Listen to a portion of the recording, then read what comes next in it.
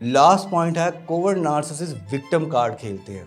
ये अपने आप को मासूम बेचारा महसूस करवाते हैं। आपने इस चीज़ से बच जाना है। आपने जब भी इनसे गुफ्तगू करनी है तो इनके विक्टिम कार्ड में नहीं आना है, क्योंकि ये जो भी गुफ्तगू करेंगे ये अपने आप को सबसे ज़्यादा मासूम, सबसे ज़्यादा बेचारा, ये चाहेंगे कि आप बस इनके पास बैठे रहें, इनकी तारीफ़ करते रहें, इनकी कामयाबियाँ, इनकी तारीफ़ें, सारी की सारी दुनिया इनके गिर्द ही घूमती है।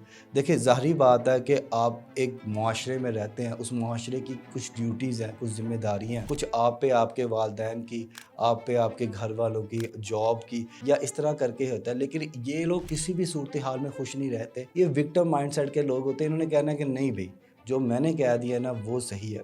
तो इन सब से बचा जा सकता है ये तरीक़ों पे अमल करके। आपको मेरी वीडियो कैसी लगी काइंडली कमेंट सेक्शन में बताएं।